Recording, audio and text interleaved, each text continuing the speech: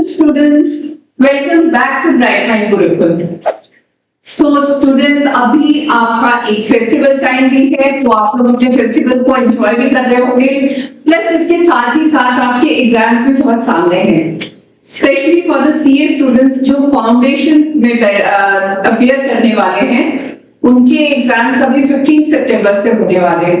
तो आज का जो वीडियो है ये सीए फाउंडेशन के स्टूडेंट्स के लिए ही है, और इसमें हम डिस्कस करना चाहते हैं कि वो सारे बच्चे जो आइदर आप रिपीट दे रहे हो या आप फ्रेश दे रहे हो, तो आपको कौन कौन सी चीजों का बहुत ध्यान रखना होगा, या कॉमन जो आप लोगों की तरफ से मिस्टेक्स होता है, जो बच्चों की तरफ से मिस्टेक्स होता है, वो क्या क्या होता है, इसको आपको ध्यान में रखना है ताकि आपके साथ ये गलतियां ना हो।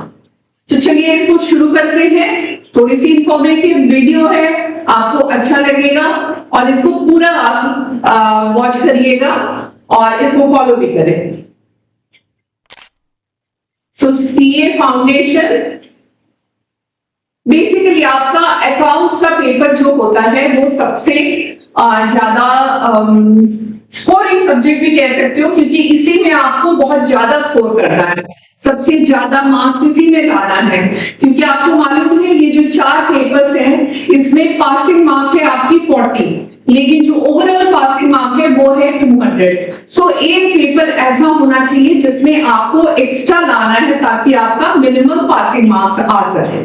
ठीक है, तो अकाउंट्स के पेपर्स इसी में जो मिस्टेक्स होता है इसको डिस्कस करते हैं, क्योंकि जो थ्योरी सब्जेक्ट्स हैं उसमें तो आपको पढ़ना है, आपको अपनी तैयारी अच्छी करनी है और उसको आपको परफॉर्म करना है, right? So most of the students, they don't struggle with tough questions in accounts, but what mistakes they make, they lose marks on the basics and the common errors that they make. ठीक है, common errors या basics आपके बिल्कुल thorough होना चाहिए ताकि आपकी कहीं पे भी प्रॉब्लम्स ना हो सके, ना मिस्टेक हो सके। जैसे मिस्टेक नंबर 1 आपकी क्या हो सकती है?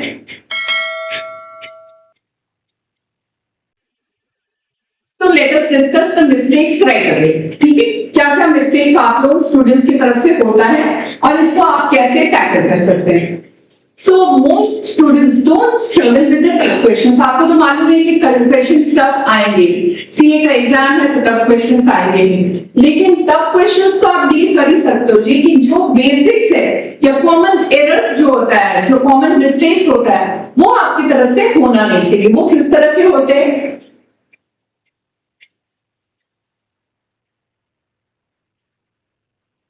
Not reading the question properly, एक इस चीज के कारण मिस्टेक्स हो सकता है। मिसरीडिंग द एडजस्टमेंट और फिर गलत आपने एंट्री कर दी। Ignoring your hidden data in the footnotes, आपको एडजस्टमेंट की एंट्रीज आएगी, उसको आपको प्रॉपर वे से पढ़ना चाहिए, तभी आप उसका प्रॉपर ट्रीटमेंट कर सकोगे। एंड रशिंग इन एमसीक्यूज, जैसे सपोज आपको क्वेश्चन आया आउटस्टैंडिंग सैलरी का, ठीक है, आपको आउटस्टैंडिंग सैलरी का क्वेश्चन आया और आपने उसकी ट्रीटमेंट क्या कर दी? प्रीपेड। बिल्कुल इसका ऑपोजिट ट्रीटमेंट है। सो आउटस्टैंडिंग की जगह आपने उसका ट्रीटमेंट कर दिया प्रीपेड। या विच एक्सपेंडिचर, सपोज आपको एमसीक्यूज आ गए कि which expenses is not a capital expense, और इसमें जैसे ऑप्शन आ गए, आपने परचेज किया मशीनरी, रिपेयर्स, इंस्टॉलेशन कॉस्ट या legal fees for asset purchase. ठीक है, ये 4 ऑप्शन आ गए, आपको इसमें लिखना है which expense is not a capital expense. अच्छे से ध्यान से पढ़ो क्वेश्चन, गलती अगर करोगे क्वेश्चन पढ़ने में तो आपके आंसर भी गलत होंगे। तो इसमें बहुत सारे बच्चे हो सकता है लीगल फीस आपने डाल दिया, लेकिन होना क्या चाहिए? रिपेयर्स। आपका राइट आंसर होना चाहिए रिपेयर्स। ठीक है, so what is the tip that I should be giving it to you? That underline the keywords, not a capital expenditure. ठीक है, underline the keywords, read twice before solving the question. Solve करने में आपको time लगेगा नहीं, आपको understand करने में ही टाइम लगेगा। So read the questions carefully. चलिए सेकंड मिस्टेक क्यों देखते हैं। Mistake number 2, mistakes in the journal entries. Debit और क्रेडिट में problem. Treating the asset as debit, as credit and not debit. ये यूजुअली ये प्रॉब्लम हो जाता है। अगर आपकी जर्नल एंट्री आपने ठीक से की नहीं है तो आपका पूरा क्वेश्चन गलत। ठीक है, जैसे यूजुअली कहां पे गलती होता है। Suppose bought furniture with cash. एक एग्जांपल ये, bought furniture with cash, students wrongly debit cash. Cash आपका गया, आपको इसको देखना है कि क्या चीज मेरे पास आया क्या गया। So what comes in and what goes out, you should be very thorough. ठीक है, इंस्टेड ऑफ डेबिटिंग फर्नीचर। या सबसे बड़ा मिस्टेक ये होता है, mistakes in contra entries. Suppose cash is deposited in bank. Usually जो प्रॉब्लम होता है, जो मिस्टेक होता है, cash is deposited in bank. So बच्चे क्या एंट्री करते हैं, cash is debit to bank, क्योंकि कैश डिपॉजिट हुआ सो कैश बढ़ गया। ऐसा नहीं है, आपको ध्यान से सोचना चाहिए। When cash is deposited into bank, so bank का बैलेंस बढ़ गया, so bank will be debit and to cash. So the rules must be thorough. इसमें तो जर्नल एंट्रीज में you should be very clear with the rules. All the 3 rules should be clear to you.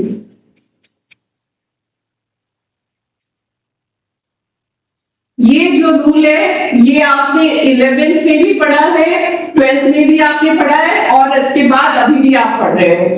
तो जो बच्चे अभी से start कर रहे हैं, अगर उनका कॉमर्स बैकग्राउंड नहीं है तो भी बच्चे, आप लोगों ने ये बहुत अच्छे से जरूर पढ़ा होगा और इसको अप्लाई, ये टेबल आपके पास बिल्कुल पिक्चर परफेक्ट एकदम रहना चाहिए और इसको बहुत ध्यान से आपको फॉलो भी करना है। Okay, The rules of journal entry. This is the most interesting और ये सबसे important topic है।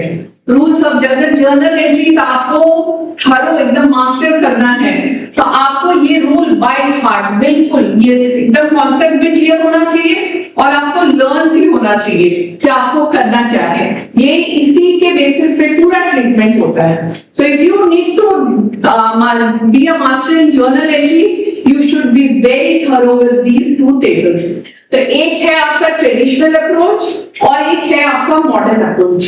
इसको आपने स्टैंडर्ड 11 में भी पढ़ा है, उसके बाद स्टैंडर्ड 12 में भी आपने इसको अप्लाई किया है और अभी भी आपने अच्छे से पढ़ा होगा।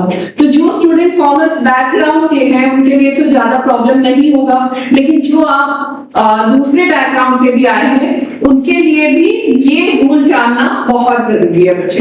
This is the start of your accounting practical questions. ठीक है, सो दिस रूल एक बार जल्दी जल्दी इसको भी थरोली एक बार देख लेते हैं। Type of accounts, you know that there are 3 types of account, 3 types of the transactions are divided into 3 types of, that is personal, real and nominal. And the rule for the personal is debit the receiver, credit the giver. And for the real accounts जिसमें assets आते हैं, ठीक है, इसमें आ गए personal, individual हो गया, कोई कंपनीज हो गया, कॉर्पोरेशंस हो गया, जितनी भी वो सारे पर्सनल अकाउंट्स में आते हैं और वो है कि debit the receiver, credit the giver. And for the real accounts debit what comes in and credit what goes out. And for the nominal accounts ये हो गए आपके expenses, incomes, losses and gains. So debit all expenses and losses and credit all incomes and gains. इसके बारे में अलग से मेरी बहुत सारी वीडियोस हैं, आप उसको देख सकते हो, उसमें बहुत क्लियरली इसको एक्सप्लेन किया गया है। ठीक है, और इसके अलावा ट्रेडिशनल अप्रोच के अलावा अभी एक मॉडर्न अप्रोच है जिसको समझने में और भी इजी है। इसमें क्या किया गया है कि आपके टाइप्स ऑफ अकाउंट्स को डिवाइड किया गया है, assets, expenses, assets, expenses, liability, income and capital. ठीक है, इसमें क्या हो जाता है कि एसेट्स एंड एक्सपेंसेस अगर इंक्रीज हुए तो वो डेबिट, अगर डिक्रीज हुए तो क्रेडिट। ठीक है, आपको ये तो पता है, ये डुअल एस्पेक्ट बहुत अच्छे से क्लियरली पढ़ना है आपको। डुअल एस्पेक्ट कॉन्सेप्ट क्या है, उसके तहत आपको अगर every debit has a equal credit, so assets and expenses अगर इंक्रीज हो रहा है तो डेबिट, अगर डिक्रीज हो रहा है तो credit. And for the liabilities, income and capital, liabilities, income and capital, if they decrease then it is a debit and if they increase then it is a credit। ठीक है, ये table आपके पास बिल्कुल picture perfect की तरह ये एकदम रहना चाहिए, आपको ये पूरा लर्न बाय हार्ट रहना चाहिए। ठीक है, और इसको टाइम टाइम पे आप अप्लाई कर सकते हो अगर आपको ये पता है। Now the mistake number 3, mistake number 3 goes to calculation and totaling errors। ये बहुत जरूरी है, आप तो यूजुअली कैलकुलेटर तो आप यूज कर ही रहे हो, लेकिन फिर भी आपको लिखना पड़ेगा, और लिखने में या आपको ट्रांसफर करने में, कुछ कैरी फॉरवर्ड करने में अगर कहीं पे भी गलती हो गया तो आपका पूरा सम मैच नहीं करेगा। सो बी वेरी केयरफुल।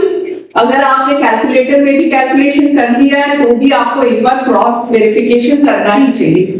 ठीक है, सो यूजुअली जो प्रॉब्लम होता है, जैसे ट्रायल बैलेंस हो गया, बहुत लंबा सा आ गया, तो आपने नीचे पूरा कैलकुलेट किया, टोटल किया, उसके बाद आपको कैरी फॉरवर्ड करके आपको नेक्स्ट पेज में ले जाना है, उसके बाद फिर उसको कंटिन्यू करना है, तो उसमें भी बहुत सारे बच्चों की प्रॉब्लम होती है, ठीक से उसको कैरी फॉरवर्ड नहीं किया, टोटलिंग में गड़बड़ी हो गई। ठीक है, so recheck twice your totals and for working notes you can use your pencils or anything। ठीक है, now coming to mistake number 4, ignoring your working notes, this is a very bad approach। जो आपकी working notes है वो बहुत clearly होनी चाहिए, नहीं तो एग्जामिनर को पता ही नहीं चलेगा कि आपने अपने आंसर को डिराइव कहां से किया है। ठीक है, so students solve but don't show the workings. So examiner को आपके स्टेप्स पे मार्क्स देते हैं, वो कैसे देंगे? So your working note should be very clearly done। जैसे आपने डिप्रिसिएशन कैलकुलेट किया है, उसका पूरा जो रफ आप कर रहे हो उसको बहुत अच्छे से एक पेज पे अलग से आप करो, या उसके बगल में एक आपने वो रूलर से आपने एक लाइन खींच दिया, उसके बगल में उसको डिमार्केट करके अलग से आपको करना चाहिए। ठीक है, so always prepare clean working notes and label them clearly। मतलब आपके क्वेश्चन आंसर नंबर ये सारी चीजें रहनी चाहिए, क्योंकि एग्जामिनर उसको देख के ये मार्क्स देगा। Now coming to mistake number 5, this is very important। The most important thing is your time management। जो आपको 3 घंटे में पूरा कंप्लीट करना है, उसको कैसे करना है? सपोज ये होता है कि आपको इसमें डिमार्केट करके चलना पड़ेगा कि ये 3 घंटे को आप कितने अच्छे से स्पेंड कर सकोगे। अगर पहला 30 मिनट से आप एक क्वेश्चन पे बिता दी कि आंसर आ नहीं रहे, इसको करे जा रहे हो, तो वो आपका पूरा पेपर गड़बड़ कर देगा। ठीक है, एंड लास्ट के लिए आपने कुछ क्वेश्चंस रख दिए जिसके लिए आपको टाइम ही नहीं मिला, या आप जो आपके थ्योरी क्वेश्चंस है उसको आपने छोड़ दिया, तो ये बहुत ब्लंडर हो जाएगा। इसको बहुत अच्छे से टाइम मैनेजमेंट कैसे करना है मैं इसको बताती हूँ।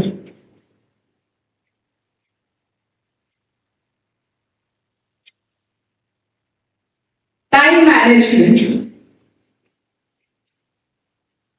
ये start with your compulsory questions. Start with your compulsory question जो है उसको आपको करना ही करना है। तो पहला शुरुआत का जो टाइम है एग्जाम हॉल में, यूजुअली सारे बच्चे बिल्कुल स्ट्रेस में रहते हैं, उस वक्त आपको बहुत कंसंट्रेशन से आपको अप्रोच करना चाहिए अपने आंसर पेपर को। तो बच्चे ऐसा है कि आप लोगों को वो सारे क्वेश्चंस लेने चाहिए जो आपको पता है, आपको लग रहा है कि हाँ ये सॉल्व कर सकते हैं। बिल्कुल exactly same to same question सब जैसे स्कूल में आते थे वैसे तो आने वाला नहीं है। तो आपको वो सारे क्वेश्चंस को पहले अप्रोच करना चाहिए जो आपको आता है, लेकिन कंपल्सरी क्वेश्चंस को पहले टैकल करो। So attempt the ones you know well. The first few minutes they are usually full of anxiety, so pick the easy ones to calm your nerves. जो पहला 15-20 मिनट्स है उसमें आपको काफी मतलब मैक्सिमम बच्चे को थोड़ा स्ट्रेस में रहते हैं, उसका उसी समय जितनी एड्रेनलिन रश रहता है तो उसको काम करो, थोड़ा सा ठंडा करो और वो सारे क्वेश्चंस करो जो आपको आते हैं। Once you gain the confidence, then you shift to your difficult and lengthy questions. इसमें आपकी टिप क्या होनी चाहिए? जो इजी मार्क्स है उसको पहले करो कंपल्सरी। फर्स्ट आवर है उसमें कंपल्सरी क्वेश्चंस को अटेम्प्ट करो, और जो इजी उसमें भी जो इजी क्वेश्चंस उसको पहले करो और फिर उसके बाद टफ क्वेश्चंस को करो। जो सेकंड आवर है वो सबसे इंपॉर्टेंट है, उसमें आप बड़े बड़े प्रॉब्लम्स को सॉल्व करो। जो सेकंड आवर सबसे इफेक्टिव आवर है और उसी में आपके सारे अच्छे क्वेश्चंस जो है, बड़े लंबे क्वेश्चंस है, उसको आपको अप्रोच करना है। लेकिन फिर भी ध्यान में रखना है कि टाइम भी आप देखते जाओ, ताकि आपको लास्ट वाला जो आवर है उसमें आपको फिर से रश करना होगा, तो उसमें आप सारा कंप्लीट कर सको। So and strong with short questions.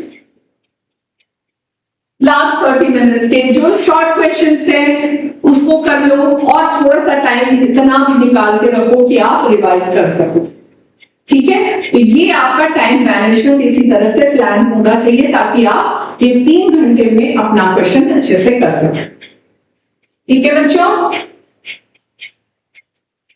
सो ये वीडियो अच्छा लगे तो लाइक शेयर और सब्सक्राइब जरूर करना, और इसी तरह के वीडियोस और भी मैं लेके आऊंगी, आपको थोड़े से टिप्स एंड ट्रिक्स बताऊंगी ताकि आपके एग्जाम बहुत अच्छे से परफॉर्म आप कर सकें। Okay, thank you.